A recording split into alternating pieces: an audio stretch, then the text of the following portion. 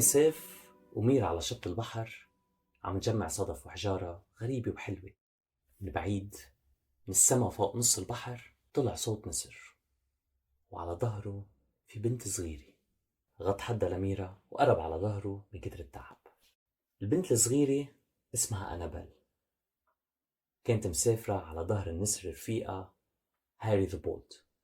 قالت إنه شاف شي من بعيد، بس دبانة فاتت بتمه واختنق، فبده مي حتى يقدر يحكي. طلبت من ميرا كباية مي، وميرا جابت له قنينة حتى يشرب منها. Hi, I'm Annabelle. I've been traveling with my eagle friend, Harry the Bold. He spotted something, but he choked on a fly and couldn't tell me what he had seen. Can you give him a cup of water to drink, please? Here you go.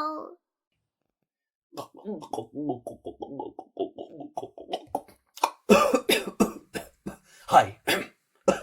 Hi. I saw a wolf behind those bunch of rocks. He looks like he's planning to attack. To attack you. كيف قدرت تشوف من بعيد؟ I am an eagle, and I have the sharpest eyes. I can see 8 times better than any human. قالها النسر لميرا انه شاف ذئب لاطي من بعيد، خبى يعني، ومبين انه عم بيخطط لشي يهجم عليها. سألته كيف قدر يشوف من بعيد، وقالها انه النسر نظره كتير قوي وبيقدر يشوف احسن من الانسان ب8 مرات. Harry has some rest. Mira and I will be back in a few. أنابيل وميرا تركوا النسر يرتاح وراحوا عند الذئب. برموا من وراه حتى ما يشوفهم وقربوا صوبه. هاي شو بتعمل هون؟ ليش مخبى؟ ميرا يا ميرا، كيفك؟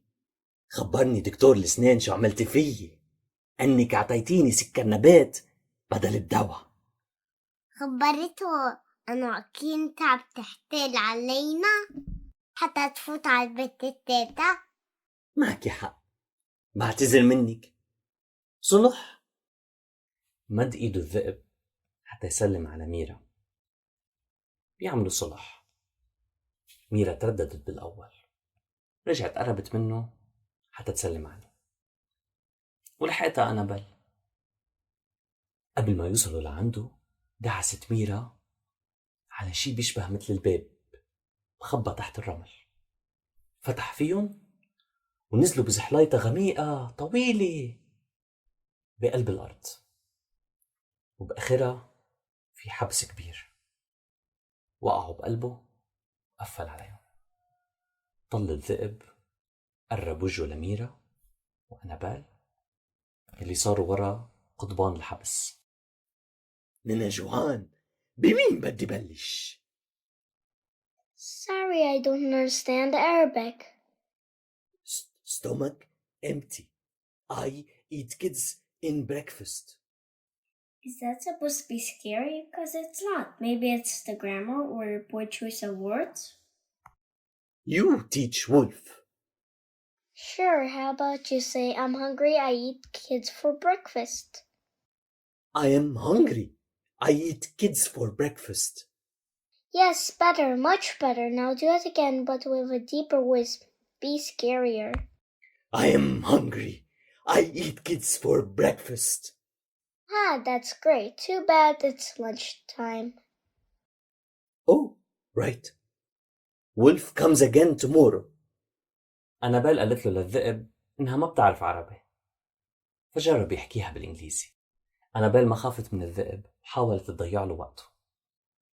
قالت له إنها حتساعده باللغة وبالأداء حتى يصير يخوفها أكتر. بالأخير قالها بالإنجليزي إنه بياكل ولاد على الترويقة.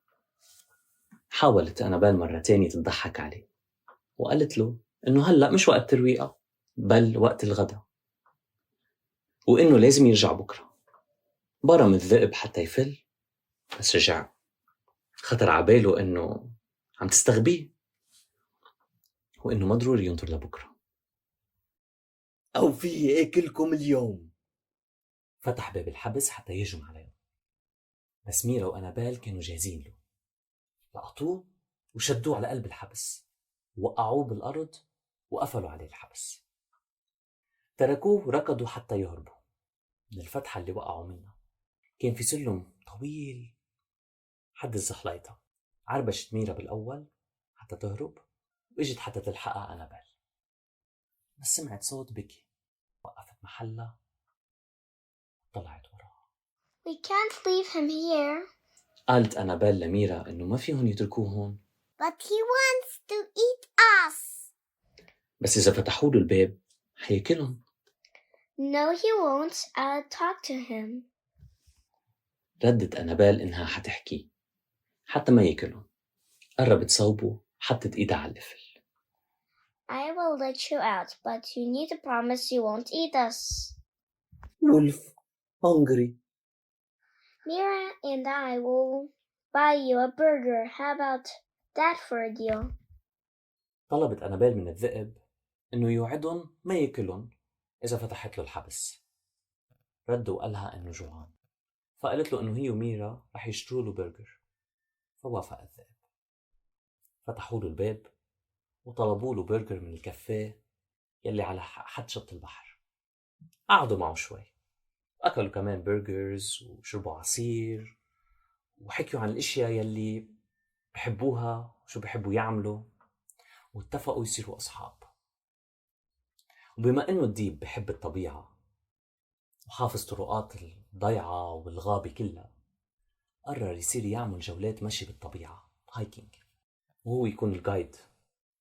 وهيك ممكن يطلع قرشين، يطلع مصاري حتى يشتري أكل بعرق جبينه بدل ما يهجم على الناس ويأكلهم. ووافقت ميرا وأنابيل إنه يكونوا زباينه المرة الجاية بس تجي أنابيل على لبنان. انتبهت أنابيل إنه الوقت تأخر، صار العصر وقربت الشمس تغيب، وهي لازم ترجع على البيت قبل ما تعتم الدنيا.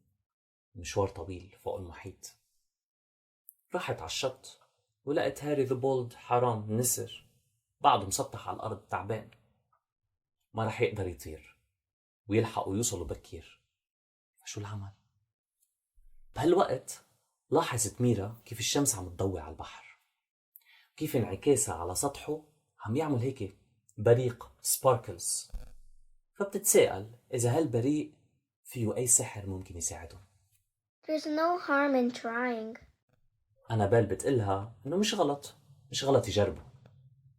الذئب وميرا حملوا النسر وساعدوه يقعد على كتاف أنابيل.